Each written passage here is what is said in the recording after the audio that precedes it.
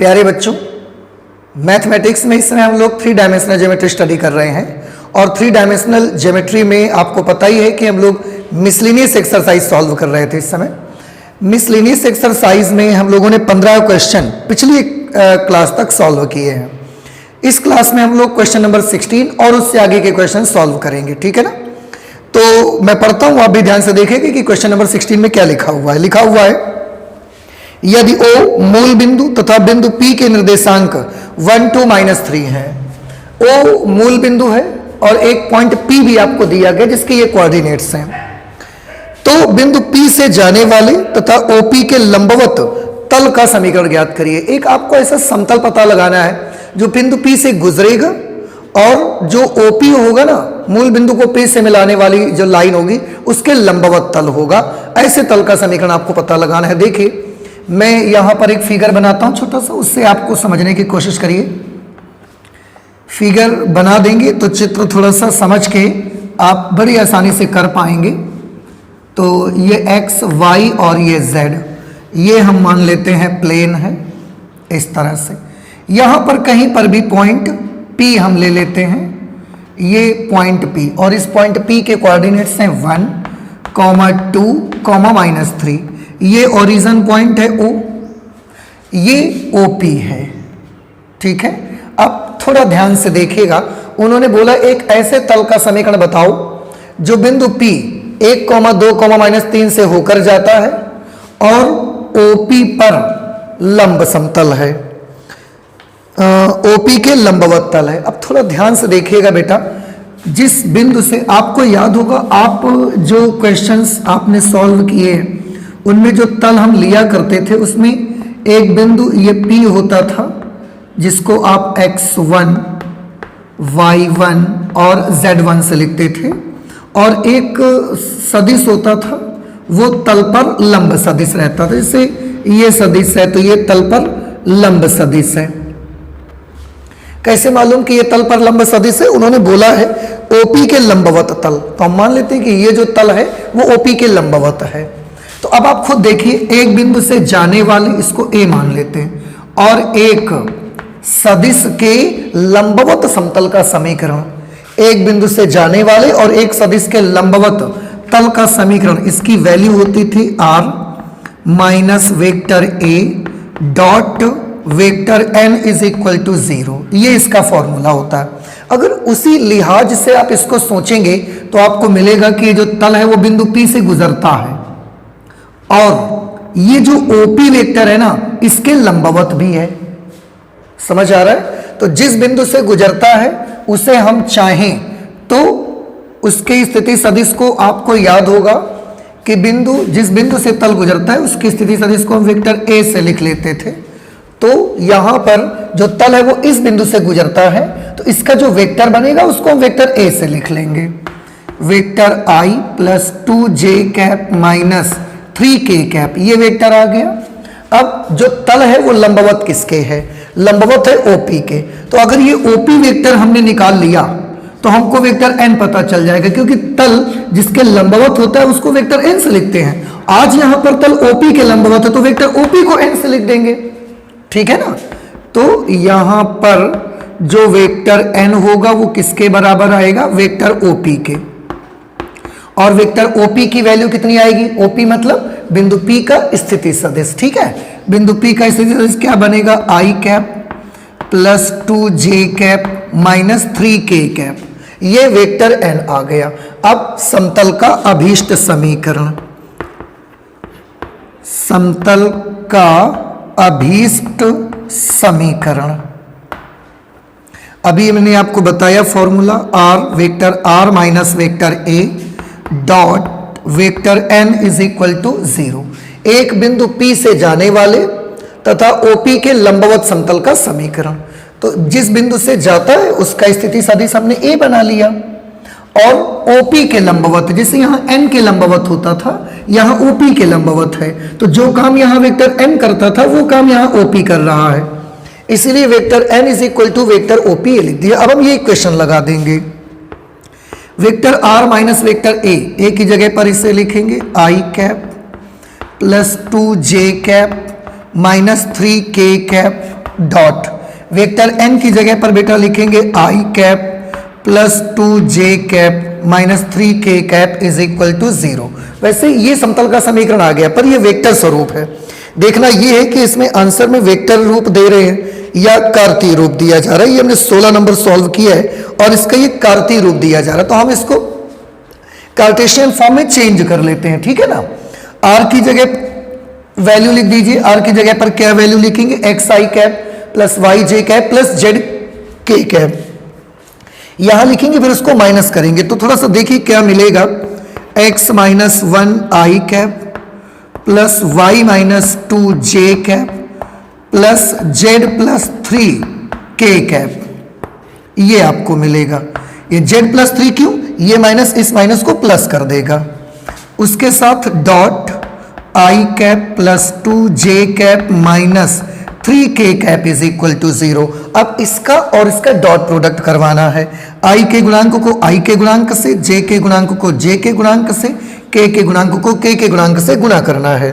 तो i का गुणांक 1 को मल्टीप्लाई x माइनस 1 से करेंगे तो x माइनस 1, 2 का मल्टीप्लाई y माइनस 2 से करेंगे तो यह आएगा 2y माइनस 4, माइनस 3 को मल्टीप्लाई z प्लस 3 से करेंगे तो minus 3z minus 9, minus 3z minus 9 is equal to 0।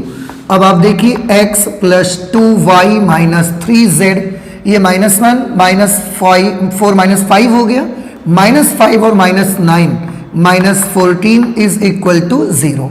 Now this will be the required equation of the plane. आप देखिए x plus 2y minus 3z minus 14 is equal to 0। Okay, ये question number 16 हुआ। आई hope कि ये सवाल आपको समझ में आया होगा।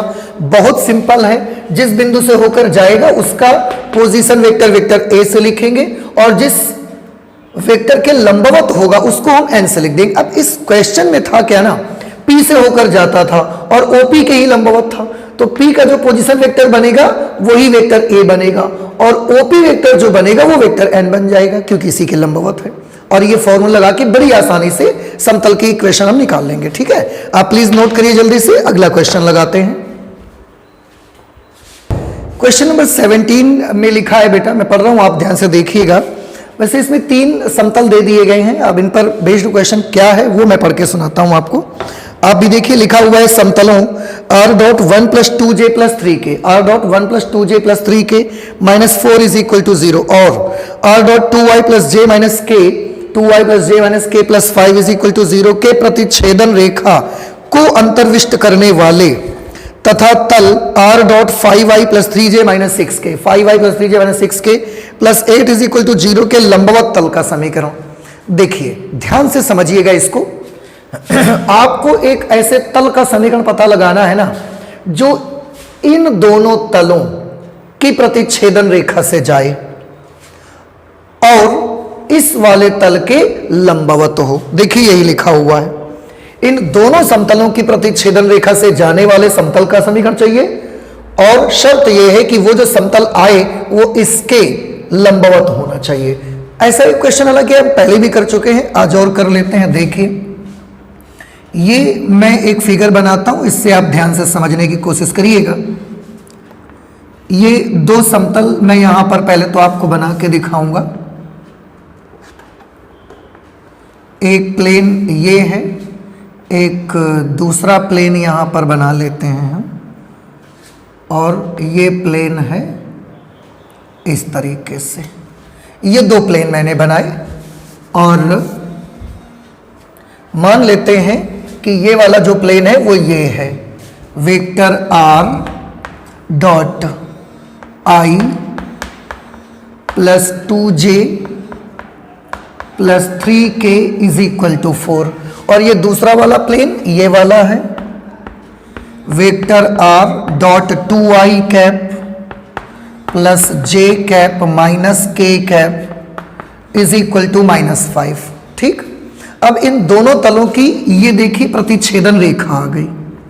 अगर ये दोनों तलों की प्रतिच्छेदन रेखा है तो इससे जाने वाले तल का समीकरण हमको चाहिए। ये देखिए हमने बनाया जो एक ऐसा तल जो इन दोनों तलों के प्रतिच्छेदन रेखा से जा रहा है। तो ये तल हमको दिया गया है, पाई 1 हमको गिवन है, पाई 2 हमको दिया गया है, ये पाई 4 मान लीजिए, इसकी इक्वेशन आपको मालूम करनी है, ठीक। और एक तल आपको दिया गया है, देखिएगा,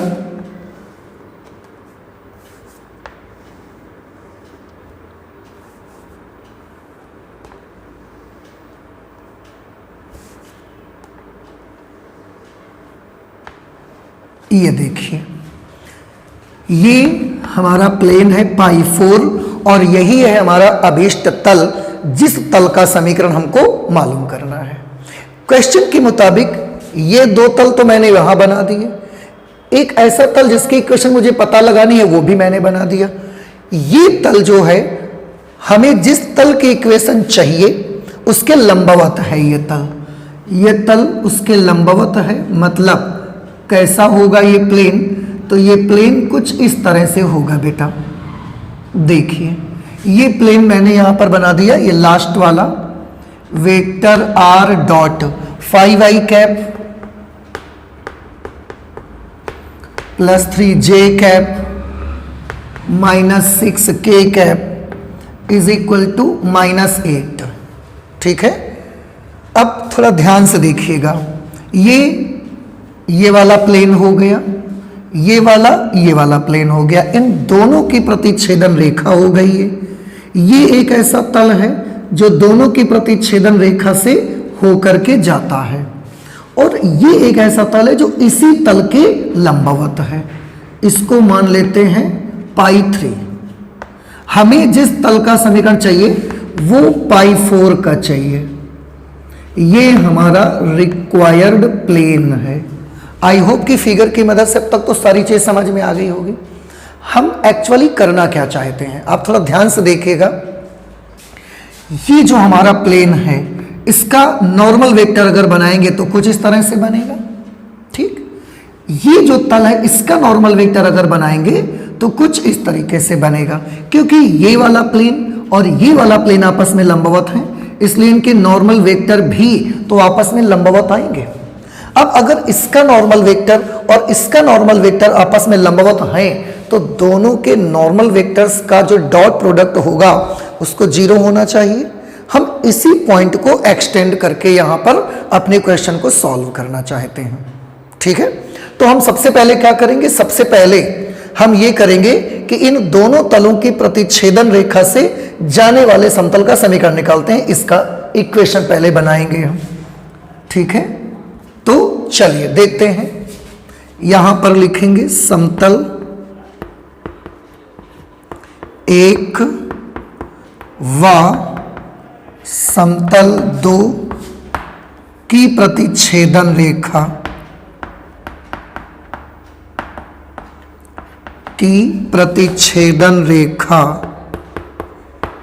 से जाने वाले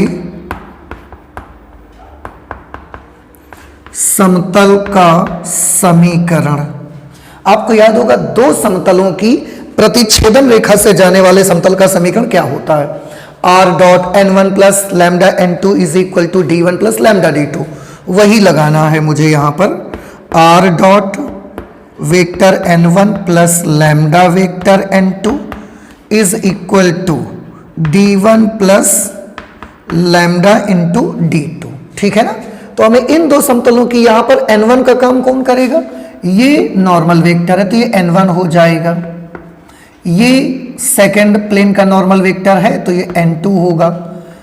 ये उधर अगर भेज दीजिए आप, ये उधर चला जाएगा तो +4 हो जाएगा, ये उधर जा करके -5 हो जाएगा, तो ये d1 हो जाएगा और ये वैल्यू क्या बन जाएगी, ये d2 बन जाएगी। अब यहां पर वैल्यू अप्लाई कर दीजिए।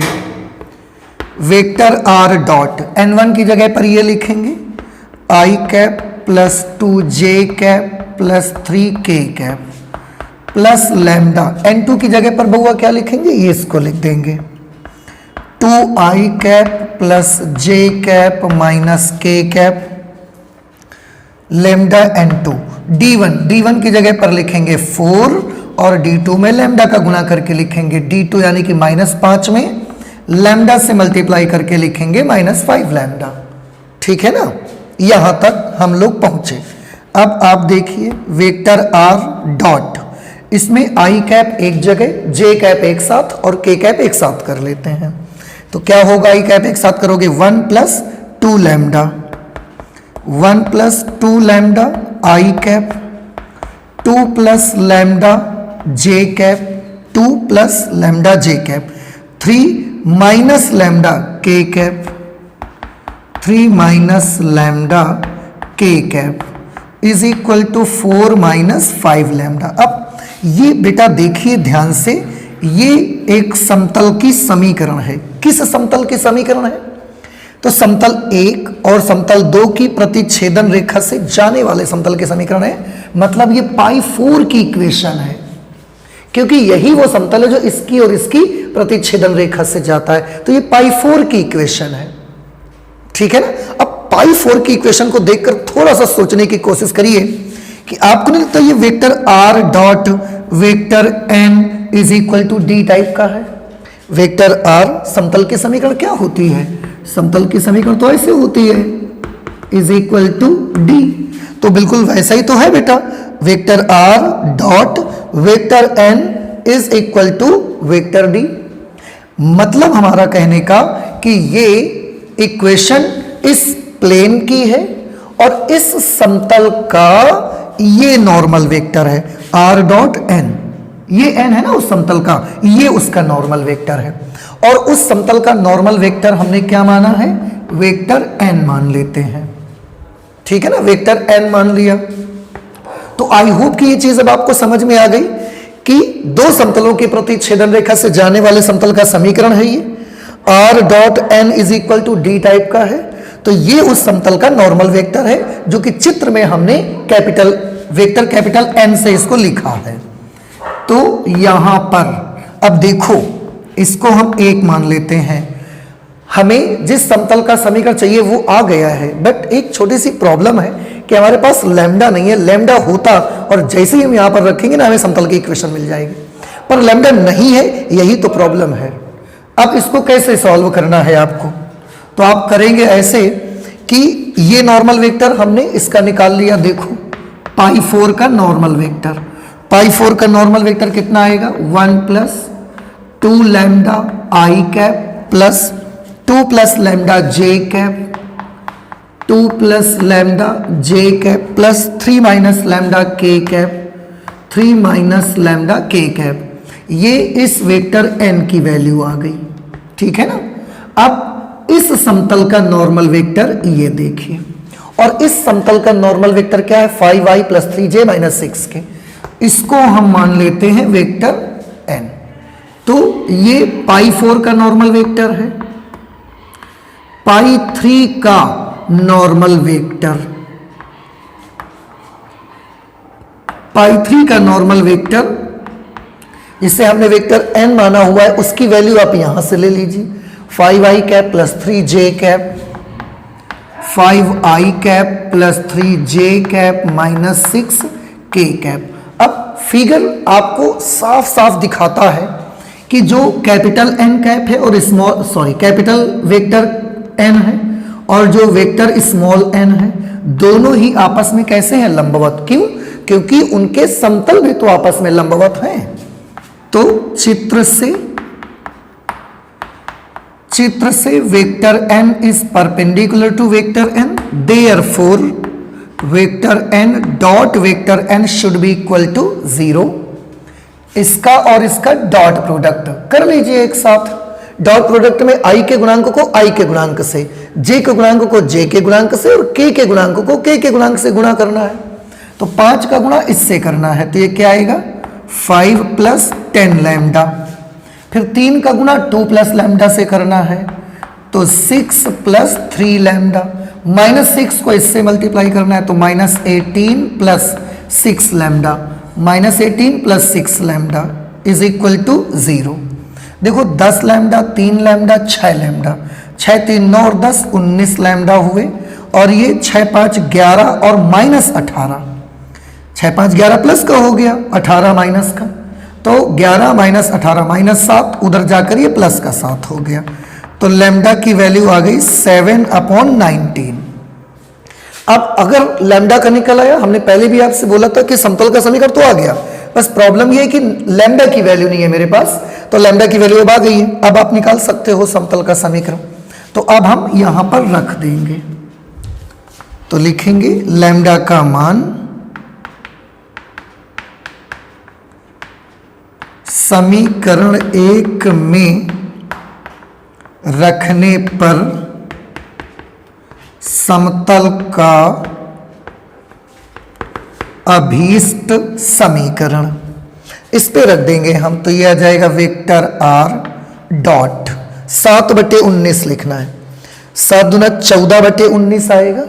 अब 19 प्लस 14, 19 10 29 और 4 33, ये 33/19 आई कैप हो गया प्लस, यहां पर लैम्डा की जगह 7/19 लिखेंगे। तो 19 दूना 38 और 7 46, 46/19 जे कैप। यहां पर 7/19 लिखना है आपको। 19 तिया 57 माइनस 7 50/19, तो ये 50/19 K cap is equal to 4 - 5 lambda. देखो 4 - 5 लैम्डा, एक लैम्डा का मान 7/19, 5 लैम्डा का मान आएगा 35/19। अब 19 चौके 76 माइनस 35, 76 में 35 माइनस करिए 1 4 41 आ जाएगा। 5 1 6 4 3 7, तो 41/19। अब अगर पूरी इक्वेशन को 19 से मल्टीप्लाई करवा दें आप, तो आपको मिल जाएगा r डॉट 33 आई कैप प्लस 46 जे कैप प्लस 50 के कैप इज इक्वल टू 41। ये आ गया हमारा जो प्लेन जिसकी इक्वेशन हमसे पूछी जा रही थी उसका वेक्टर समीकरण आ गया। हम इसको एक बार आंसर मैच कर लेते हैं। मिसलिनियस एक्सरसाइज का ये हमारा है क्वेश्चन नंबर 17। उन्होंने कार्तीय रूप में इसको दिया है, तो बेटा कोई प्रॉब्लम नहीं है।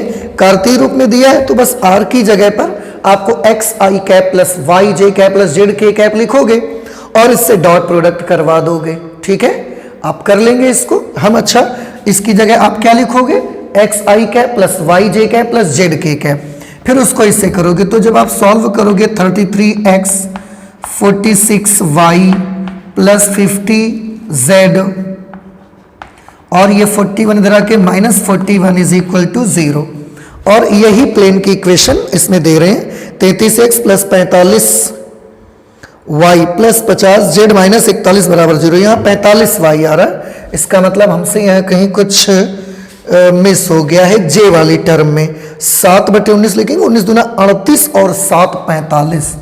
ओहो, आई एम वेरी सॉरी, ये 45 आएगा बेटा यहाँ पर। आप देख लीजिए 7/19 करेंगे, 19 दूना 38 और 7, 38 प्लस 7 करेंगे 45/19, ये आ जाएगा। ठीक है ना, और इस तरीके से यहाँ पर भी 45 हो जाएगी वैल्यू। तो ये उस समतल का समीकरण आ गया। आई होप कि समझ में आ गया होगा। एक बार फिर से मैं समराइज कर देता हूं इस क्वेश्चन को। आपको करना ये है, सबसे पहले इन दोनों समतलों की प्रतिच्छेदन रेखा से जाने वाले समतल का समीकरण निकालना है। ऐसे r dot n1 plus lambda n2 बराबर d1 प्लस लैम्डा d2 से ये आ जाएगा। ये समतल r dot n is equal to D type का बना, इसका मतलब इस समतल का नॉर्मल वेक्टर ये आ गया। चित्र में ये वो समतल है जिसकी इक्वेशन ये है और ये उसका नॉर्मल वेक्टर है, तो कैपिटल N लिख दिया। ये नॉर्मल वेक्टर इस सदिश, ये जो प्लेन बना इसका नॉर्मल वेक्टर अगर बनाएंगे तो ये दोनों लंबवत आएंगे। क्यों? क्योंकि ये समतल आपस में लंबवत है। तो हमने इस प्लेन का नॉर्मल वेक्टर ले लिया, यहां से ये वेक्टर N मान लिया, और फिगर में देख रहे हैं कि दोनों परस्पर लंबवत है तो उनका डॉट प्रोडक्ट 0 कर दिया। लैम्डा मिल गया, लैम्डा की वैल्यू यहां लिख दी, बड़ी आसानी से हमारा आंसर आ गया। ठीक है, आई होप कि ये चीज आपको समझ में आई होगी। आप प्लीज इससे नोट कर लीजिए। इसके बाद 18th नंबर क्वेश्चन सॉल्व करते हैं। ठीक है, नेक्स्ट क्वेश्चन है बेटा question number 18। 18th number question पे एक पॉइंट दिया है, एक लाइन की इक्वेशन दी गई है और एक प्लेन की इक्वेशन दी गई है। एक पॉइंट है, एक लाइन की इक्वेशन है और एक प्लेन की इक्वेशन है। अब मैं क्वेश्चन पढ़ूंगा, आप ध्यान से सुनिएगा। लिखा है बिंदु -1 -5 -10 से रेखा vector r is equal to 2i cap minus J cap plus 2k cap plus lambda 3i cap plus 4j cap plus 2k cap और समतल vector r dot I cap minus J cap plus K cap is equal to 5 के प्रतिच्छेदन बिंदु के मध्य की दूरी ज्ञात करिए। ये हमारा क्वेश्चन है। देखिए अब ध्यान से समझिए क्वेश्चन का मतलब क्या है। क्वेश्चन का बेटा मतलब ये है कि ये एक लाइन है, देखिए, और ये एक समतल है। ये लाइन और ये समतल एक दूसरे को किसी एक पॉइंट पर इंटरसेक्ट करते हैं, कहीं पर भी बना लेते हैं। थोड़ा ध्यान से देखिएगा, ये मैंने एक प्लेन बना लिया, देखिए ये ऐसे हमने एक प्लेन बना लिया, ठीक है। ये प्लेन की इक्वेशन में लिख देता हूं, vector r dot I cap minus J cap plus K cap is equal to 5। ये प्लेन बना लिया। अब ये जो लाइन है ना, ये इस प्लेन को काटती हुई जा रही है। कैसे भी आप बना सकते हैं। ये हमने मान लिया कि ये जो लाइन है ये इस प्लेन को ऐसे इंटरसेक्ट करते हुए निकल गई, देखिए ऐसे काटते हुए इस प्लेन को ये निकल जाती है इस तरह से। इस लाइन की इक्वेशन हम लिख देते हैं, vector r is equal to 2i cap minus J cap plus 2k cap plus lambda 3i cap plus 4j cap 3i cap plus 4j cap plus 2k cap. ये रेखा की इक्वेशन आ गई। अब ये जिस बिंदु पर काटते हैं, एक ये बिंदु भी है हमारे पास, कहीं पर हो सकता है, यहां पर मान लेते हैं इस पॉइंट को, और इस पॉइंट के कोऑर्डिनेट्स है -1 -5 -10, ठीक है ना। ओके, अच्छा अब ध्यान से देखिएगा, आपको ये रेखा, ये लाइन है, ये प्लेन है, ये लाइन और ये प्लेन दोनों एक दूसरे को इस पॉइंट पर इंटरसेक्ट करते हैं। फिर ये जो पॉइंट है और एक ये पॉइंट है, यहां से इस पॉइंट तक का डिस्टेंस आपको मालूम करना है। एक्चुअली ये हमारा क्वेश्चन है, ठीक है ना, कि ये एक समतल है, इस समतल को एक लाइन ऐसा बीच में से पंक्चर करके निकल जाती है, तो यहां पर इन दोनों का कटान बिंदु बन जाता है। उस कटान बिंदु की इस दिए गए बिंदु से आपको डिस्टेंस मालूम करनी है, ठीक है ना। देखो हमारे पास दो तरीके हैं बेटा, आपको मालूम ये करना है। मैं फिर से एक बार देख लेता हूं, प्रतिच्छेद बिंदु के मध्य की दूरी ज्ञात करिए। आप अगर किसी तरीके से ये पॉइंट पता लगा लो, इस पॉइंट के कोऑर्डिनेट्स मैं मान लेता हूं x1 y1 और z1 है। इस पॉइंट के कोऑर्डिनेट x1 y1 और z1 है।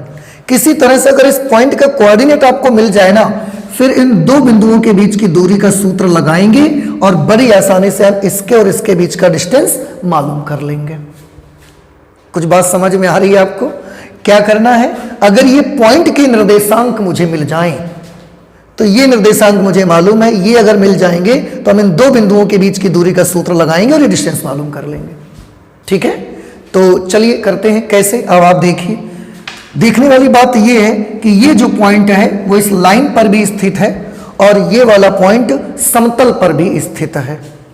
इसलिए हम क्या करेंगे, क्योंकि ये जो पॉइंट है वो लाइन पर भी स्थित है और वो पॉइंट एक समतल पर भी स्थित है, इसलिए दोनों को सेटिस्फाई करेगा वो, ठीक है। तो चलिए देखते हैं। माना रेखा व समतल का प्रतिच्छेद बिंदु, माना रेखा और समतल का प्रतिच्छेद बिंदु, लैम्डा मिल जाएगा, लैम्डा यहां लिखेंगे, फिर x मिल सकता है। एक काम करेंगे, थोड़ा ध्यान से बच्चे समझिएगा, ये लिख देते हैं। माना रेखा व समतल का प्रतिच्छेद बिंदु है x1, y1, z1। बहुत इत्मीनान से समझिए, आप याद करिए जब एक रेखा दूसरी रेखा को काटती थी तो तो इनका ये पॉइंट आप कैसे निकालते थे? दोनों के समीकरणों को सॉल्व करके एक्स वाई निकाल लेते थे और हम बोलते थे कि हमको दोनों रेखाओं का प्रतिच्छेद बिंदु मिल गया है। याद आया आपको? सेम यही काम आज मुझे करना है। क्या? क्योंकि मुझे एक रेखा और एक समतल का प्रतिच्छेद बिंदु चाहिए। ये वो समतल है, ये वो रेखा है जिसका मुझे दोनों का कटान बिंदु चाहिए। ये कैसे निकाला जाए? आप ध्यान करिए, जब दो रेखाओं का प्रतिच्छेद बिंदु निकालना होता था तो आप दोनों रेखाओं के समीकरणों को हल कर देते थे और हल करके एक्स और वाई निकाल देते थे। आज भी यही काम करेंगे, क्योंकि मुझे इस रेखा और इस समतल का प्रतिच्छेद बिंदु चाहिए, तो मैं इस रेखा और समतल के समीकरणों को दोनों को आपस में सॉल्व करूंगा। सॉल्व करके ही पॉइंट मुझे फिर मिल जाएंगे। फिर से जब दो रेखाओं का कटान बिंदु निकालते हैं तो उन दोनों रेखाओं के समीकरणों को आपस में सॉल्व करते हैं। एक्स वाई निकालते फिर इंटरसेक्शन पॉइंट आ जाता है। सेम प्रोसेस यहां करनी पड़ेगी। Today we have to find out the intersection point of a line and a plane, not of two lines. Today we have to find out the intersection point of a line and a plane. एक line और plane का हमको कटान बिंदु निकालना है, तो बड़ा सिंपल है, दोनों के समीकरणों को आपस में सॉल्व कर दो। सॉल्व करके वहां से आपको जरूर कुछ ना कुछ क्लू मिल जाएगा। तो मैं यही करूंगा, मैं समतल और रेखा के समीकरणों को हल कर दूंगा। कैसे कैसे हल कर देंगे? ध्यान से देखिएगा, ये वेक्टर आर की ये पूरी वैल्यू ना मैं इस पे उठा के रख दूंगा। ध्यान से देखिए, ये पूरा वेक्टर आर मैं इसमें उठा के रख दूंगा, दोनों को आपस में सॉल्व कर दूंगा। तो उसके लिए मैं क्या करूंगा कि रेखा से वेक्टर आर का मान समतल में रखने पर, क्योंकि दोनों का प्रतिच्छेद बिंदु मुझे चाहिए, तो रेखा से आर की वैल्यू उठा के इसमें हम रख देंगे। रखिए, इस आर की जगह ये पूरा लिखा जाएगा 2i cap minus J cap plus 2k cap plus lambda 3i cap plus 4j cap plus 2k cap. ये हमने वेक्टर r की जगह पर लिखा और इसकी जगह पे लिख देंगे i cap minus J cap plus k cap is equal to 5।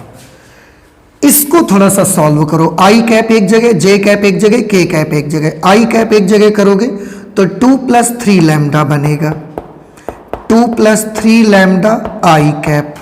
यहां करोगे तो -1 + 4 लैम्डा जे कैप। इसका करोगे तो 2 + 2 लैम्डा के कैप आ जाएगा और dot i cap minus J cap plus K cap is equal to 5। 2 + 3 lambda -1 + 4 lambda 2 + 2 lambda. ठीक, अब इन दोनों का डॉट प्रोडक्ट करवाओ। एक को मल्टीप्लाई करेंगे इससे तो 2 + 3 लैम्डा, -1 को मल्टीप्लाई करेंगे इससे तो +1 - 4 लैम्डा, +1 को मल्टीप्लाई इससे करेंगे तो 2 + 2 lambda is equal to 5। 3 lambda -4 lambda 2 lambda, 3 2 5 -4 1 lambda, 2 1 3 2 5, 5 से 5 कट गया तो लैम्डा का मान कितना आ जाएगा? 0। अब लैम्डा की वैल्यू 0 आ गई, लैम्डा की वैल्यू 0 आ गई, मैं लैम्डा की वैल्यू यहां लिख दूंगा। ठीक है, इसलिए लैम्डा का मान रेखा में रखने पर, रेखा में लैम्डा की वैल्यू लिखोगे तो वेक्टर आर बराबर क्या मिलेगा आपको? आपको मिलेगा 2i cap minus J cap plus 2k cap. क्यों? क्योंकि लैम्डा वाला पोर्शन 0 हो जाएगा। अब r की जगह पर r किसी भी जनरल पॉइंट का पोजीशन वेक्टर होता है। ये इस जनरल पॉइंट का भी तो पोजीशन वेक्टर हो सकता है, तो मैं r की जगह पर लिख सकता हूं x1 i cap plus y1 j cap plus z1 k cap is equal to 2i cap minus j cap plus 2k cap. ये समझ आया? r वेक्टर r किसी जनरल पॉइंट का पोजीशन वेक्टर होता है। मैं आज r की जगह पर इस जनरल पॉइंट का पोजीशन वेक्टर ले रहा हूं, which is the intersection point of the given line and the given plane, ये ले लिया। अब ये भी वेक्टर है, ये भी वेक्टर है, and both the vectors are equal to each other, and do you know that if the two vectors are equal to each other, then coefficient of I cap, coefficient of j cap and coefficient of k cap will be also separately equal to each other, वो सब अलग अलग एक दूसरे के बराबर हो जाएंगे। तो x1 किसके बराबर आएगा? 2, y1 will be equal to -1 and z1 will be equal to 2। आप देखिए ध्यान से, हमें x1 y1 z1 का मान मिल गया है, मतलब हमें वो कटान बिंदु मिल गया है। इसलिए रेखा व समतल का कटान बिंदु, रेखा व समतल का कटान बिंदु, रेखा और समतल का कटान बिंदु क्या था? हमने यहां पर माना था x1 y1 z1।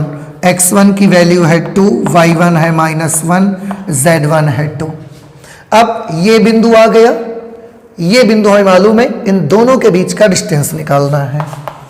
इसलिए अभीष्ट दूरी, जो रिक्वायर्ड डिस्टेंस हमारी है, वो डिस्टेंस इस और इस बिंदु के बीच की दूरी है, इन दोनों बिंदुओं के बीच की दूरी। सूत्र लगाएंगे √ x1 - x2 का whole square plus y1 - y2 का whole square plus z1 - z2 का होल स्क्वायर। तो x1 - x2 करेंगे, x1 की जगह पर क्या लिखना है? 2। इस पॉइंट को ये समझो और इस पॉइंट के बीच की दूरी चाहिए, तो 2 - -1 3 का स्क्वायर, -1 -5 -1 -5, तो ये +4 का स्क्वायर, 2 -10 यानी कि 2 + 10 12 का स्क्वायर कर दिया हमने। ये 9, ये 16, ये 144 और ये आ जाएगी वैल्यू 13 यूनिट। इस तरह से जो रिक्वायर्ड डिस्टेंस हमारी थी उसकी वैल्यू आ गई है 13 यूनिट, क्वेश्चन नंबर 18। अब सोचने वाली बात यह है कि क्या वाकई में आपको समझ में आ गई ये चीज? बहुत आसान था। वैसे तो मैंने बड़े सिंपल से एग्जांपल लेके बताया कि अगर कभी भी आपको दो रेखाओं का प्रतिच्छेद बिंदु निकालना होता तो आप क्या करते थे? आप दोनों रेखाओं के समीकरणों को आपस में सॉल्व कर देते थे, और उसके लिए किसी एक रेखा से x या y का मान निकाल के दूसरी रेखा में रख देना, यह भी तो सॉल्यूशन का तरीका था। हमने आज वही किया। आज दो लाइनें तो एक दूसरे को इंटरसेक्ट नहीं कर रही थी, बट एक लाइन और एक प्लेन जरूर एक दूसरे को काट रहे थे। अब अगर ये लाइन और ये प्लेन एक दूसरे को इंटरसेक्ट करते हैं तो इस लाइन और प्लेन के समीकरणों को आपस में अगर सॉल्व किया जाए तो एक कटान बिंदु तो मिलना ही चाहिए हमको। हमने वही किया। कैसे किया ये काम? रेखा से r की वैल्यू प्लेन में अप्लाई कर दी हमने, दोनों को सॉल्व किया। r की वैल्यू प्लेन में अप्लाई कर दिया, सॉल्व करके लैम्डा निकल गया। लैम्डा की वैल्यू फिर हमने रेखा की इक्वेशन में रखी, क्योंकि समतल में लैम्डा नहीं था हमारे पास, रेखा में मैंने लिख दिया, लैम्डा लिख दिया, r बराबर ये मिल गया। अब ये r किसी जनरल पॉइंट का पोजीशन वेक्टर होता है। आज मैंने मान लिया कि ये वाला r इस जनरल पॉइंट का पोजीशन वेक्टर है। अब दोनों वेक्टर बराबर कर दिया, बिंदु आ गया, दो बिंदुओं के बीच की दूरी का सूत्र हमने लगा के ये आंसर पता लगा लिया। एंड आई होप कि अब आपको समझ में आ गया होगा, तो प्लीज आप इसे जल्दी से नोट कर लीजिए। इसके बाद हम नेक्स्ट क्वेश्चन करते हैं, क्वेश्चन नंबर 19। ओके, नोट कर लें बेटा जल्दी से।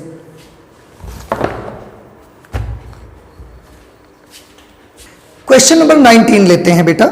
लिखा हुआ बिंदु 1 2 3 से जाने वाली तथा समतलों vector r dot I cap minus J cap plus 2 K cap is equal to 5 और vector r dot 3 I cap plus J cap plus K cap is equal to 6 के समांतर रेखा का सदिश समीकरण ज्ञात करिए। अब देखिए क्वेश्चन क्या बोल रहा है आपसे, उसको समझिए। उस पर अगर आप एक फिगर बना सकते हैं तो ये बहुत अच्छा होगा, क्योंकि चीजें वहां से आपको ज्यादा क्लियर होंगी। लिखा है बिंदु 1 2 3 से जाने वाली तथा समतलों के समांतर रेखा का सदिश समीकरण ज्ञात करिए। देखिए बेटा, आपको एक रेखा का समीकरण चाहिए। पहले तो मैं क्लियर कर दूं, आपको एक रेखा की इक्वेशन पता लगानी है, और वो रेखा में गुण क्या होना चाहिए? वो लाइन इस बिंदु से गुजरना चाहिए। ठीक, अगर वो लाइन इस बिंदु से गुजरती है, और दो चीजें और दी गई है कि उस लाइन को इन दोनों समतलों के समांतर भी होना चाहिए। वो जो लाइन गुजरेगी ना इस बिंदु से जाएगी, और वो लाइन इस समतल और इस समतल के समांतर भी होगी। ठीक है ना, ये चीज उन्होंने बोली है। अब मैं इसका एक रफ फिगर बनाता हूं, आप देखिए वहां से बहुत क्लूज मिलेंगे आपको, ध्यान से देखिएगा। ये मैंने एक लाइन बना दी ऐसे ही, और मान लिया कि ये है वो बिंदु 1,2,3।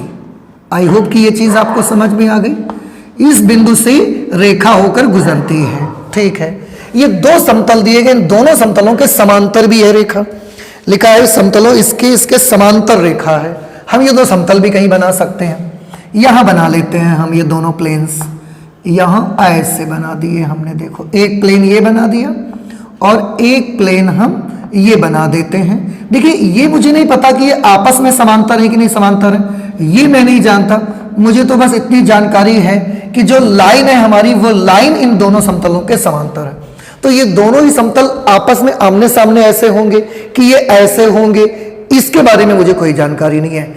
मुझे तो बस इतना पता है कि जो मेरी रिक्वायर्ड लाइन है वो रिक्वायर्ड लाइन इन दोनों समतलों के समांतर है, मुझे तो बस इतना मालूम है, ठीक है ना। ओके, अब मैंने ऐसे बना लिए क्योंकि मुझे ऐसे बनाना ज्यादा सुविधाजनक लगा है। ये दोनों प्लेन ऐसे भी हो सकते हैं। अब अगर बीच में से कोई लाइन जाएगी और ये दोनों प्लेन ऐसे, तो वो लाइन इसके भी समांतर है और वो लाइन इसके भी समांतर आ रही, प्लेन के समांतर होना चाहिए ना, तो दोनों प्लेन के समांतर है हमारी लाइन। हमने ऐसे बना दिया है क्योंकि हमें ऐसे बनाना ज्यादा सुविधाजनक लग रहा है। इसमें से एक समतल की इक्वेशन, ऊपर वाला वो जो समतल लिखा है उसको इसी में लिख देते हैं, vector r dot i minus J plus 2k, i minus J plus 2k is equal to 5। और दूसरा वाला प्लेन है vector r dot 3i cap plus j plus k cap is equal to 6। एक बिंदु से जाने वाली रेखा का समीकरण। अब देखिए, सबसे पहले बिंदु A जिसके कोऑर्डिनेट है 1, 2, 3 से जाने वाली रेखा का समीकरण। आप याद करिए, एक बिंदु से जाने वाली रेखा का समीकरण हम लोग बनाते थे, vector r is equal to a plus lambda vector b, ठीक है ना। इसमें रेखा जिस बिंदु से गुजरती थी उसकी स्थिति सदिश को हम यहां लिखते हैं। जैसे ये रेखा इस बिंदु से गुजर रही है तो इसकी स्थिति सदिश को हम एक ही जगह पर लिखेंगे, vector r is equal to i cap plus 2j cap plus 3k cap plus lambda. Vector b क्या होता था, किसी को याद है? अगर रेखा की ये इक्वेशन है तो इस इक्वेशन में वेक्टर b क्या होता था? ध्यान करिए, वेक्टर b होता था कि रेखा इस बिंदु से गुजरती है और इस सदिश के समांतर है। आपने एक इक्वेशन पढ़ी थी, एक दिए गए बिंदु से जाने वाली तथा एक दिए गए सदिश के समांतर सरल रेखा का समीकरण। तो जिस बिंदु से गुजरती थी उसका स्थिति सदिश वेक्टर a है और जिस सदिश के समांतर होती थी उसका स्थिति सदिश वेक्टर b है, ठीक है ना। आप याद करिए, ये छोटा सा फिगर हम आपको बना के दिखाया करते थे, x y और ये z, एक लाइन ऐसे बनाते थे, यहां पर एक बिंदु a माना जाता था, x1 y1 z1, और यहां पर एक वेक्टर b माना करते थे कि ये लाइन इस बिंदु से जाती है और इसके समांतर है, ठीक है ना। चीज याद आई आपको? इसका मतलब यह हुआ भैया कि जो वेक्टर b है ना, वेक्टर b, ये वेक्टर b रेखा के समांतर एक सदिश है, रेखा के समांतर एक सदिश। अब ये हमारी रेखा है, इसके समांतर एक वेक्टर हमें कहीं बना लेना चाहिए, तो हम यही बना लेते हैं उसको, और इसका नाम हमने दे दिया वेक्टर b, और इसकी कुछ वैल्यू मान लेते हैं। हम मान लेते हैं इसकी वैल्यू है a i cap plus b j cap plus c k cap. तो अब ये जो रेखा है इस बिंदु से गुजरती है और इस सदिश के समांतर है। देखिए रेखा समांतर है ना, ठीक। वेक्टर b की जगह तो फिर क्या लिख देंगे हम? वेक्टर b की जगह पर लिख देंगे a i cap plus b j cap plus c k cap. ये रेखा का इक्वेशन है, but there is a problem कि हमें ए बी सी अगर मालूम चल जाए फिर हम यहां रख देंगे, फिर ये रेखा की समीकरण बन जाएगी। अभी मुझे ए बी सी के बारे में कोई नॉलेज नहीं है। अगर ए बी सी के बारे में नॉलेज नहीं है तो हमें समीकरण भी नहीं पता लग पा रही है। क्या कर सकते हैं, चित्र देखिए, शायद कुछ आइडियाज आपको मिलेंगे। मैं आपको बताता हूं, ध्यान से देखिए। मैं इस समतल का नॉर्मल वेक्टर बनाऊंगा, कहीं भी बना लीजिए, मैं यहां पर इसका नॉर्मल वेक्टर बना लेता हूं। और अब मैं इस समतल का भी नॉर्मल वेक्टर बनाऊंगा, वो ऐसे आ जाएगा। इस समतल का नॉर्मल वेक्टर मैं मान लेता हूं वेक्टर n1, और इस समतल के नॉर्मल वेक्टर को मैं मान लेता हूं वेक्टर n2। अब फिगर देख करके आपको बेटा नहीं लगता कि ये जो वेक्टर n1 है और b ये दोनों परस्पर लंबवत हैं? इसी तरह से वेक्टर n2 और वेक्टर b ये भी आपस में लंबवत हैं, ठीक है ना। वेक्टर b क्या है, रेखा के समांतर एक सदिश। तो मैंने रेखा के समांतर एक सदिश बना लिया। ये सदिश आप कहीं भी बना सकते थे, पर मैं अपने समझने के लिए यहां बीच में बना दिया मैंने। अब मैंने इन समतलों का नॉर्मल वेक्टर बनाया, इसका बनाया, इसका बनाया, और मैं देख रहा हूं कि इस सदिश का नॉर्मल वेक्टर भी b के लंबवत है और इस सदिश का नॉर्मल वेक्टर भी b के लंबवत है। इसका मतलब यह हुआ कि b का n1 से डॉट प्रोडक्ट भी 0 आना चाहिए और b का n2 से डॉट प्रोडक्ट भी 0 आना चाहिए, ठीक है ना।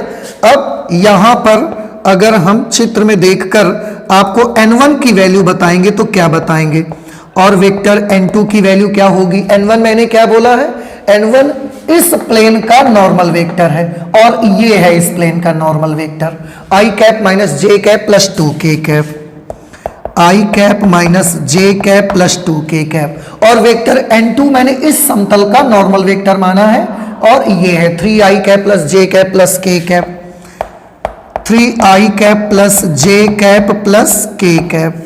ये इस तरह से ये मुझे वेक्टर n1 वेक्टर n2 मिल गए। आई होप कि ये जो मैं यहां पर लॉजिक का इस्तेमाल कर रहा हूं ये चीज आपको समझ में आ रही है, ठीक है ना, क्लियर है, ओके।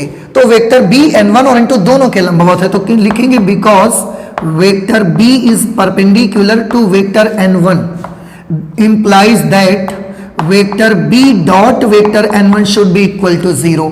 b और n1 का डॉट प्रोडक्ट 0 होना चाहिए। This is vector b and this is vector n1, इन दोनों का डॉट प्रोडक्ट करना है। i के गुणांक का i के गुणांक से करेंगे, j के गुणांक का j के गुणांक से, k के गुणांक का k के गुणांक से। तो a का गुणा 1 से करेंगे, दिस विल बी a। फिर b को मल्टीप्लाई करेंगे -1 से, सो माइनस b। c को मल्टीप्लाई करेंगे 2 से, तो यह आ जाएगा 2c is equal to 0 and let this is equation number 2। Again in the figure we are seeing that vector b and vector n2 are also perpendicular to each other. Now vector b is perpendicular to vector n2 implies that vector b dot vector n2 should be equal to 0. Again we have to find out the dot product between vector b and vector n2, that is vector b and this is vector n2। दोनों का dot product करिए, a का 3 से करिएगा तो आएगा 3a, b का +1 से करेंगे तो +b, c का +1 से करेंगे तो +c is equal to 0 and let this is equation number 3। Now you are seeing that we have the two equations, equation number 2 and equation number 3, but we have 3 variables. 3 variable है हमारे पास और समीकरण है हमारे पास 2 है। इन दोनों को सॉल्व करना है। पिछली क्लास से आज तक के बीच में 2-3 क्वेश्चन ऐसे सॉल्व किए जिनमें 3 वेरिएबल और 2 इक्वेशन बना करती थी, उनको हम बोलते थे वज्रगणन विधि से आप सॉल्व करिए।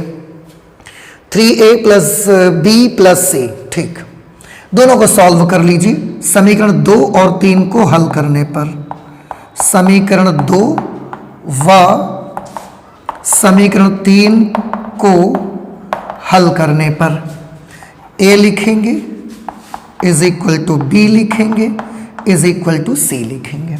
जब a लिखेंगे तो a ढक लेंगे, -1 को गुणा 1 से करेंगे तो -1 और 2 का गुणा 1 से करेंगे तो -1 -2। a ढक लीजिए -1 -2। अब b ढक लीजिए, जब b ढकेंगे तो c वाले पहले लिखे जाएंगे 2 और ये 1, उसके बाद 1 और ये 3, 6 -1। अब c ढक लिया जाएगा, c को ढक देंगे तो 1 का गुणा 1 से किया 1 आया, माइनस 1 का गुणा 3 से किया तो -3, तो 1 माइनस -3, 1 माइनस -3 मतलब 1 + 3, 1 माइनस -3, ठीक है। ये आ गया a/-3, b/5, c/4, और इन सब को हम मान लेते हैं कि ये लैम्डा के बराबर है, ठीक है ना। ये हमने लैम्डा के बराबर मान लिया इसको। इस तरह से a की वैल्यू कितनी आ जाएगी बेटा? लैम्डा तो पहले भी यहां लिख चुके थे हम लोग, इसको कुछ और मान सकते हैं हम लोग, इसको आप मान सकते हैं कुछ भी, म्यू ले लीजिए। तो यहां से a की वैल्यू कितनी मिलेगी हमें? a की वैल्यू हमको मिलेगी 3 म्यू, b की वैल्यू मुझे मिलेगी 5 म्यू और c की वैल्यू मुझे मिलेगी 4 म्यू। ये a b c की जो वैल्यूज आई हैं बेटा, इन्हें अब हम यहां पर अप्लाई कर देंगे और हमारी अभीष्ट रेखा का समीकरण हमें मिल जाएगा। देखिए समीकरण 1 से अभीष्ट रेखा का समीकरण, समीकरण 1 से अभीष्ट रेखा, ठीक, इस पे रख दो। ये इक्वेशन है ना, यहां नोट कर दो, vector r = I + 2j + 3k + lambda, और a b c की जगह -3 म्यू, तो a की जगह ये लिखेंगे -3 mu i cap plus 5 mu j cap plus 4 mu k cap. Okay, आप थोड़ा ध्यान से देखिएगा, वे i cap plus 2j cap plus 3k cap, यहां सब पदों में आप म्यू देख रहे होंगे, तो हम इस म्यू को बाहर ले सकते हैं। तो ये लैम्डा तो पहले से बाहर था, म्यू भी बाहर आ जाएगा।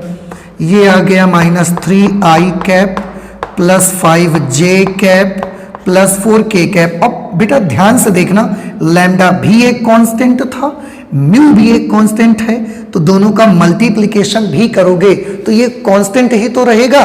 अब इस कांस्टेंट को आप कुछ भी मान सकते हो, ये i cap plus 2j cap plus 3k cap, इसको कुछ भी मान लो, लैम्डा 1 मान लो, और ये आ गया -3i cap plus 5j cap plus 4k cap. ये हमारी रेखा का अभीष्ट समीकरण निकल करके आ गया।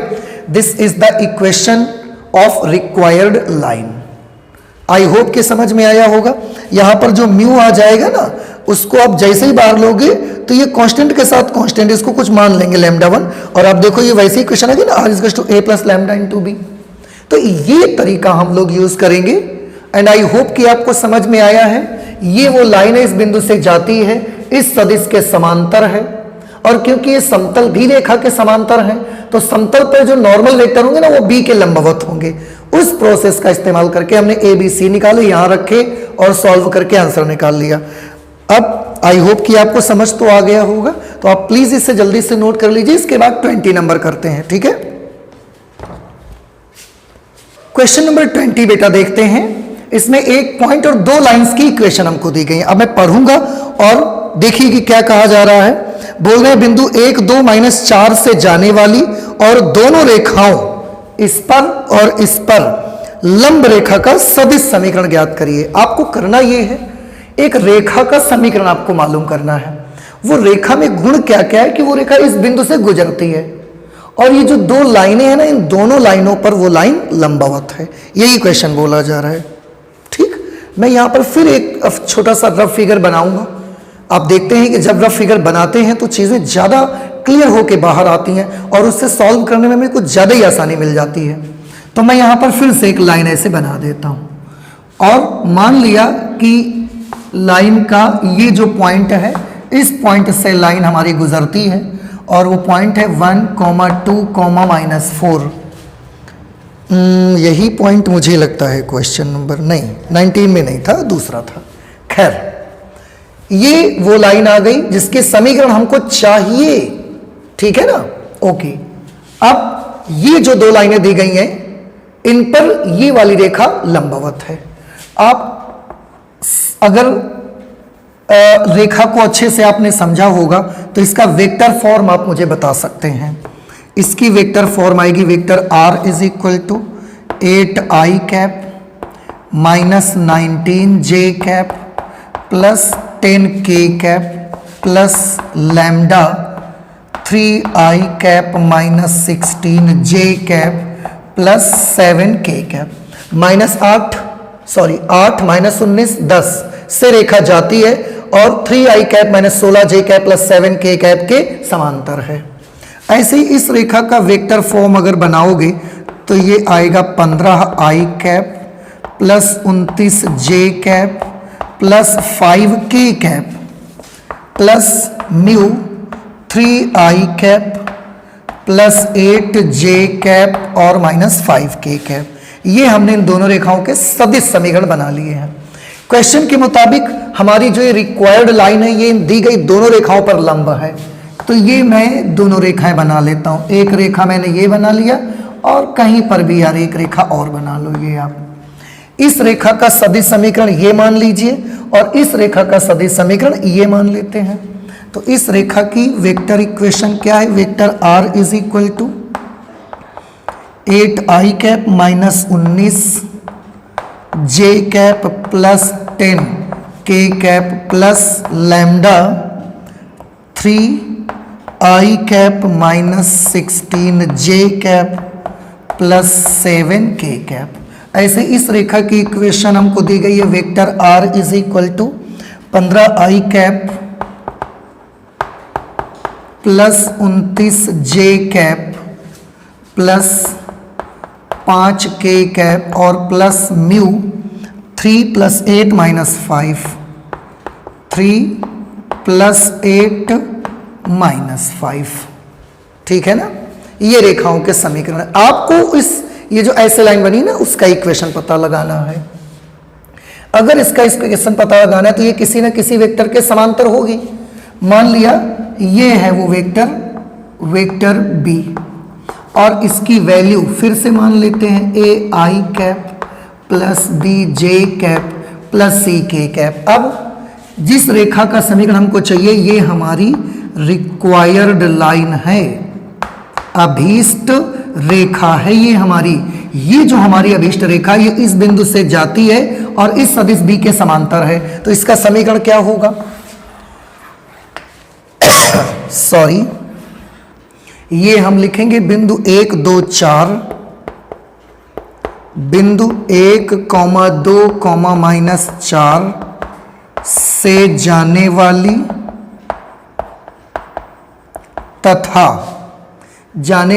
तथा वेक्टर बी के समांतर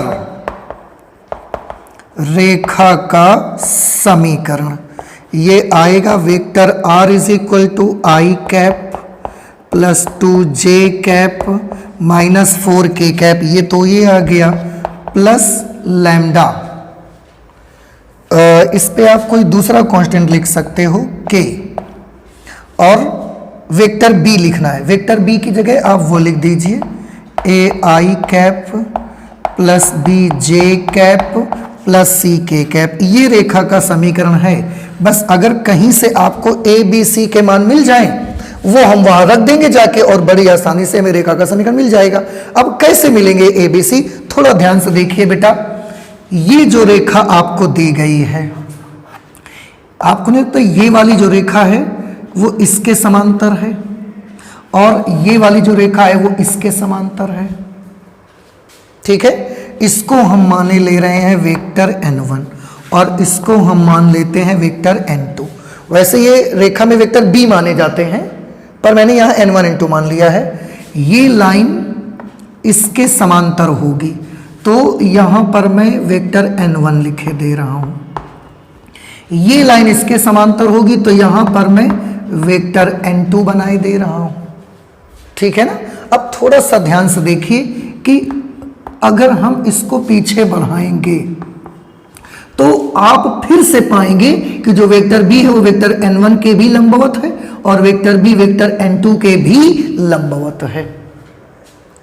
आप समझ रहे हैं ना, रेखा में a plus lambda B, B की जगह जो लिखा होता है उसके समांतर रेखा होती है ना, तो इसके समांतर ये वाली रेखा है और इसके समांतर ये वाली रेखा है। यहां वेक्टर बी n1 के भी लंबवत है, n2 के भी लंबवत है। तो हम चित्र से, आई होप कि ये चीज समझ में आ रही है।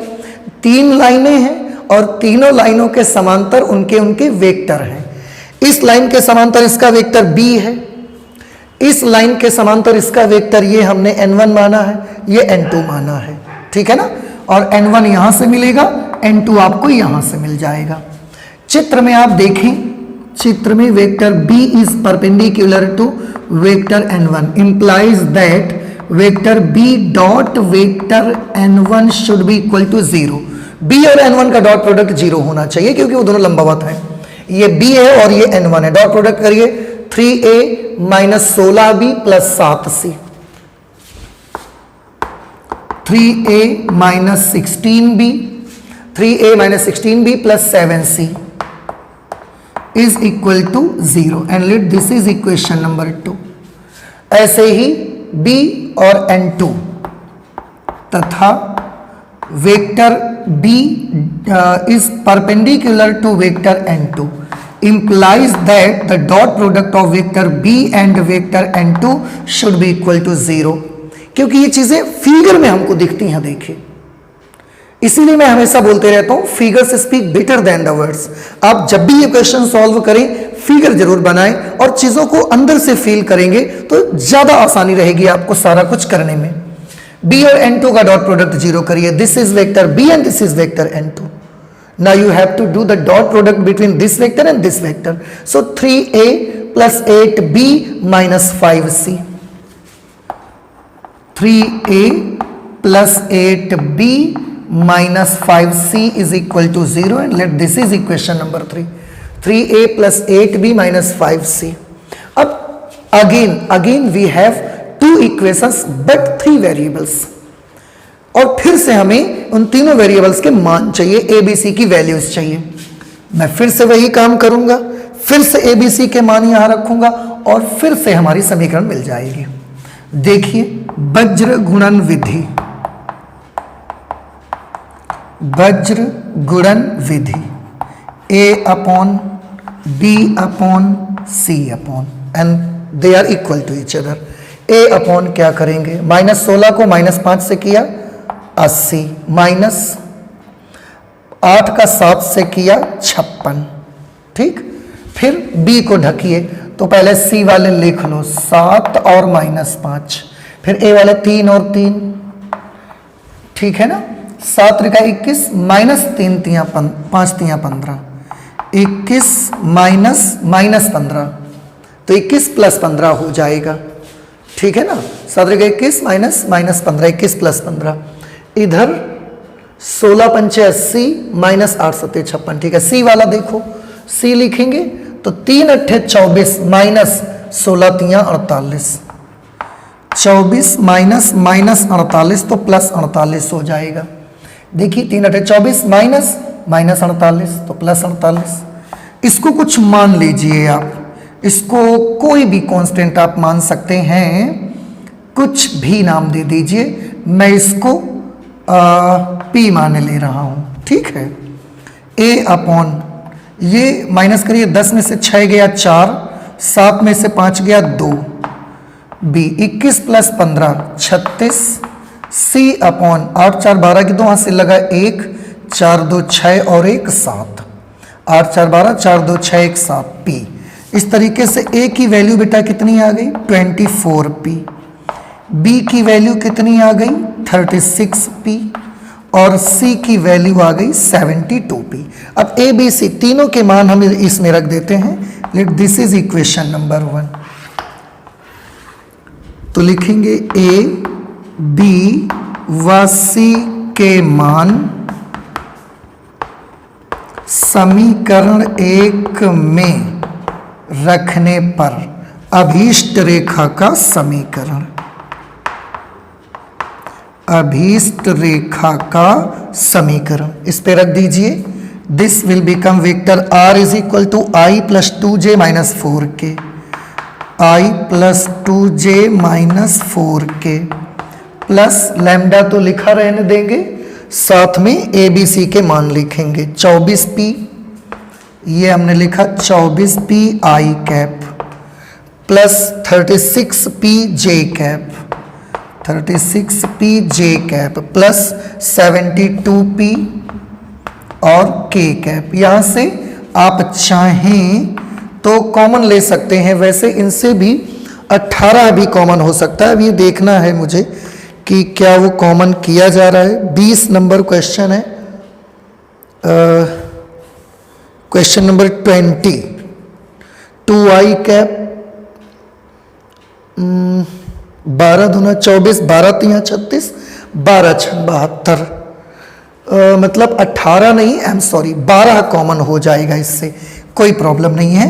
ये I cap plus 2j cap minus 4k cap plus यहाँ से 12p कॉमन कर लीजिए, तो 12p लैम्डा, 12p बाहर आया, लैम्डा ये है, तो कितना आ जाएगा 2i कैप प्लस 12 तिया 36, 3j कैप, 12 छंग 72, 6k कैप। ठीक है ना। अब आप फिर से देखें 12p लैम्डा, ये तो तीनों चीजें एक कांस्टेंट लिया था ना हमने, इसको कुछ भी लिख सकते हो आप, लैम्डा 1 लिख दीजिए, तो vector r is equal to I cap plus 2j cap minus 4k cap plus this is lambda 1, 2i cap plus 3j cap plus 6k cap. इस तरीके से ये हमारी अभीष्ट रेखा का समीकरण निकल करके आ गया, देखिए। ठीक है ना। तो इस तरीके से हमने ये क्वेश्चन कर लिया, कौन सा, question number 20। And I hope कि अब ये चीज़ आपको समझ में आई होगी। नहीं समझ में आई है, वीडियो को फिर से एक बार पीछे बैक करिए और उसको रोक करके समझिए, देखिए कि कहाँ पर प्रॉब्लम आ रही है। अगर फिर भी प्रॉब्लम आती है तो प्लीज़ मुझे बताइएगा जरूर, ठीक है। जल्दी से नोट करिए, क्वेश्चन नंबर 21 करते हैं। नेक्स्ट क्वेश्चन नंबर 21 लेते हैं। इसमें दिया गया है आपको कि यदि एक समतल के अंतःखंड ABC है, एक समतल है वो x अक्ष पर A, y अक्ष पर B और z अक्ष पर C लंबाई का अंतःखंड काटता है। ये इस समतल की मूल बिंदु से दूरी p इकाई है, तो सिद्ध करिए कि 1/a² plus 1/b² plus 1/c² is equal to p²। बेटा ध्यान से देखिएगा, इस क्वेश्चन में ये बोला गया है, सपोज दैट ये हमने एक रफ फिगर बना लिया है और ये वो प्लेन है, जो प्लेन x में ऐसे नहीं, इसको कोऑर्डिनेट एक्सेस पर ही बना लेते हैं। ये हमने बनाया इस तरह से, ये x है, ये y और ये हमने बना लिया z। ये हमने बनाया वो प्लेन, जो प्लेन x अक्ष पर a लंबाई का, y अक्ष पर b लंबाई का और c लंबाई x z अक्ष पर c लंबाई का अंतःखंड काटता है। फिर मूल बिंदु से इस पर एक लंब डाला जाएगा, तो मूल बिंदु से इस पर हमने एक ये लंब ड्रॉप कर दिया। इसकी लेंथ उन्होंने p के बराबर दी हुई है। ठीक है। तो अब ये कह रहे हैं कि सिद्ध करो 1/p² is equal to 1/a² plus 1/b² plus 1/c²। ऐसे बोला जा रहा है। आप एक काम करिए, सबसे पहले तो ये देखिए कि ये जो समतल है, समतल का समीकरण क्या होगा। समतल का समीकरण, समतल का समीकरण, जो समतल x, y और z अक्ष पर क्रमशः a, b और c लंबाई के अंतःखंड काटता है, उसकी equation x/a plus y/b plus z/c is equal to 1 होती है। तो ये तो हमारी आ गई समतल की समीकरण। ठीक है। अब अगर ये समतल की समीकरण आ चुकी है तो आप चाहें तो डायरेक्ट कार्तीय रूप से भी जा सकते हैं, और आप चाहें तो मूल बिंदु से समतल की दूरी p दी गई है, आप चाहें तो इसको वेक्टर फॉर्म में कन्वर्ट करके भी कर सकते हैं। देखिए मैं आपको बताता हूं, ये समतल का कार्तीय रूप आया। इससे समतल का अगर वेक्टर स्वरूप बनाना चाहेंगे तो ये क्या बन जाएगा, ये बन जाएगा r dot 1/a i cap 1 upon B J cap 1 upon C K cap is equal to 1। ये इसका वेक्टर फॉर्म बन जाएगा, ठीक है ना। आप जब चाहेंगे हर की जगह एक्स आई कैप प्लस वाई जे कैप प्लस जेड कैप लिखेंगे, डॉट प्रोडक्ट करेंगे, फिर यही मिल जाएगा। ओके, अब हमें तो मूल बिंदु से समतल की लंबवत दूरी चाहिए, वो P के बराबर दी गई है। क्या ये कौन सा फॉर्मेट है बता सकते हैं समतल का? क्या ये समतल का vector r dot N cap is equal to D वाला है, या ये वेक्टर का r dot N vector is equal to D वाला है? देखो, ये बहुत बार आपसे डिस्कस कर चुके हैं, इसलिए मैं आपको सीधे सीधे बता देता हूं कि ये नीचे वाला फॉर्म है, r dot vector n is equal to D. आपको ध्यान होगा, अगर ये फॉर्मेट आप बना लेते हैं, ये फॉर्मेट, तो फिर राइट साइड पे जो कुछ मिलेगा वो मूल बिंदु से समतल की लंबवत दूरी होगी। अब इसको उसमें कैसे कन्वर्ट किया जाए? तो दोनों तरफ वेक्टर एन के माड से भाग दे दिया जाए, तो दोनों तरफ हम इसके मॉड्यूलस से डिवाइड कर देते हैं। मतलब वेक्टर आर ये 1 upon A I cap 1 upon B J cap 1 upon C K cap upon, इसका मापांक क्या आएगा? अंडर रूट आई के गुणांक का स्क्वायर प्लस वाई जे के गुणांक का स्क्वायर प्लस के गुणांक का स्क्वायर, और यही काम मुझे इधर भी करना पड़ेगा। ये वेक्टर एन है, वेक्टर एन के मापांक से इधर भी भाग दिया तो वेक्टर एन के मापांक से हम इधर भी भाग देंगे। ये क्या आएगा? Under root 1 upon A square plus 1 upon B square plus 1 upon C square. अब देखो बेटा, इसके मापांक से इसमें भाग दे दिया तो ये क्या बन गया? ये बन गया एन कैप। अब r dot N cap is equal to जो d आया, यही है समतल की मूल बिंदु से दूरी। तो समतल की मूल बिंदु से दूरी, समतल की मूल बिंदु से दूरी, उसके बारे में उन्होंने P दिया है, और P की वैल्यू कितनी आई? 1 upon under root 1 upon A square plus 1 upon B square plus 1 upon C square. I hope कि ये चीज समझ में आ गई। क्यों? क्योंकि पहले ये इस फॉर्मेट में था प्लेन, जब ये था, फिर हमने इसके मापांक से अंश इसमें दोनों तरफ डिवाइड किया, तो अब ये जो बना ये इस फॉर्मेट भी बन गया, और इस फॉर्मेट में जो राइट हैंड साइड पे आता है वो मूल बिंदु से समतल की लंबवत दूरी होती है, और मूल बिंदु से समतल की लंबवत दूरी को P दिया है उन्होंने।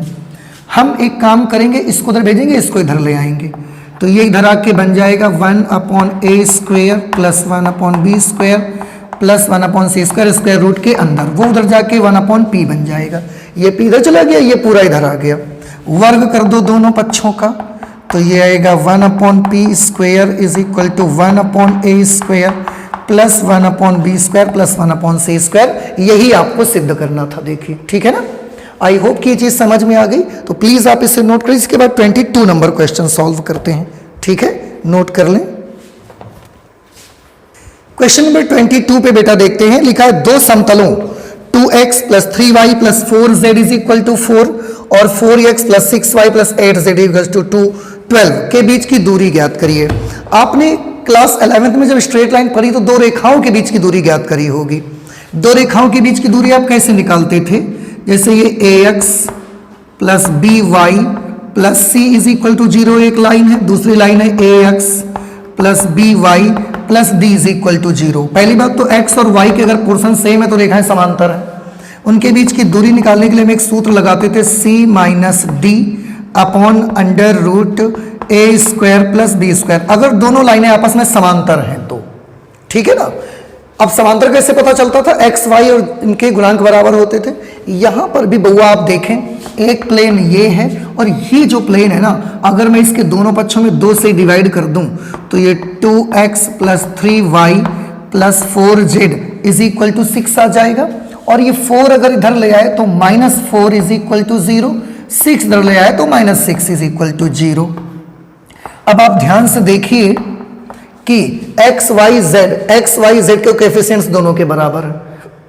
इससे एक बात तो क्लियर है कि ये जो दोनों समतल है ना, ये दोनों समतल आपस में समांतर हैं, और इन समांतर समतलों के बीच की दूरी हमें निकालनी है। बड़ा सिंपल है, जैसा सूत्र आप लाइन के लिए लगाते थे वही इनके लिए लगा दीजिए। दो समांतर समतलों के बीच की दूरी, दो समांतर समतलों के बीच की दूरी कैसे लगाओगे? मॉड्यूलस ऑफ जैसे उस पर मैंने लगाया कि d1 minus d2 upon under root A square plus B square plus C square. यहां पर c minus D upon under root A square plus B square plus C square. यहां पर क्योंकि दो होते थे x और y, या z भी है, तो d1 इसको d1 कर लेंगे, इसको d2 कर लेंगे, और a 2 हो जाएगा, b 3 हो जाएगा, c 4 हो जाएगा।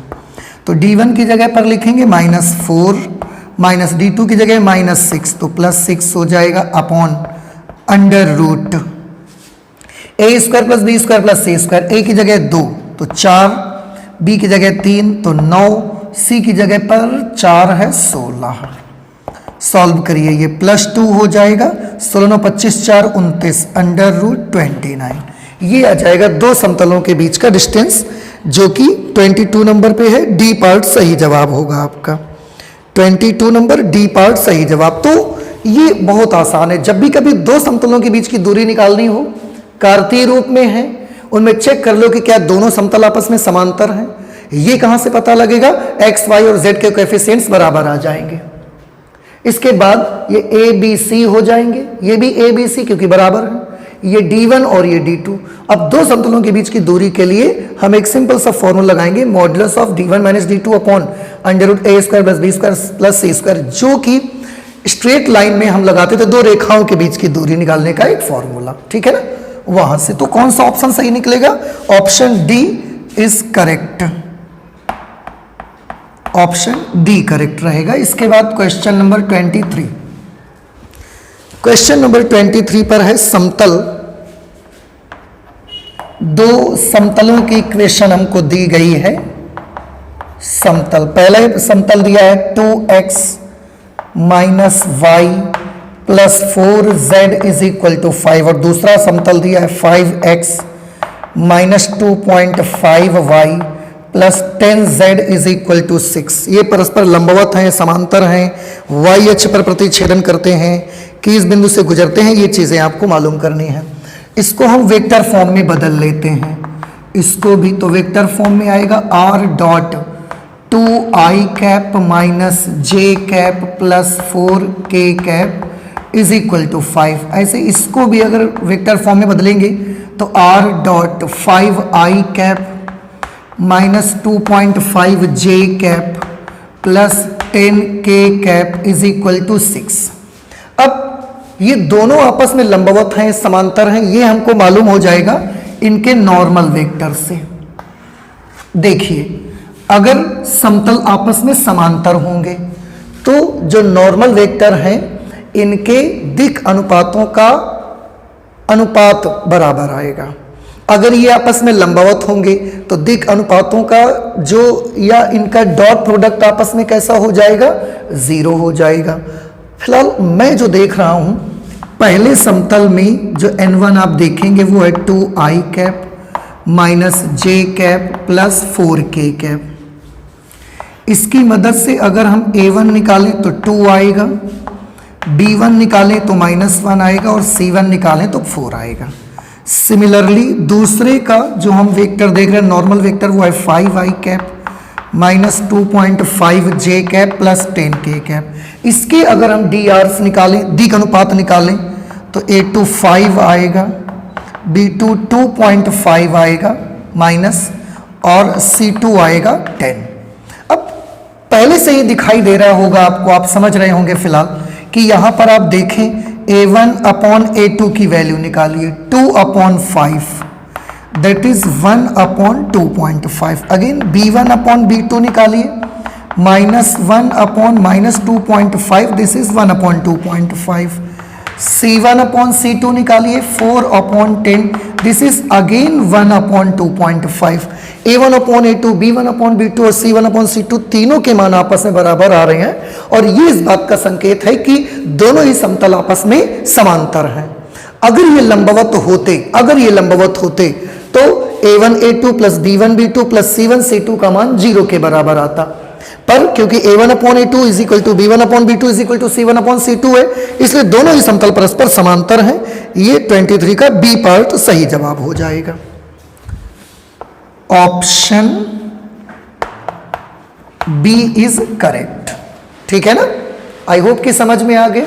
और इस तरीके से ये 3 डायमेंशनल ज्योमेट्री की जो मिसलेनियस एक्सरसाइज थी वो भी आपकी कंप्लीट हो जाती है। नेक्स्ट क्लास में हम लोग लीनियर प्रोग्रामिंग को स्टडी करेंगे, उसकी इंट्रोडक्शन को पढ़ेंगे, उससे रिलेटेड क्वेश्चंस सॉल्व करेंगे। ठीक है ना, तो आज हम मैथमेटिक्स में इतना ही रखते हैं, चलते मिलते हैं अगली क्लास में। Thank you.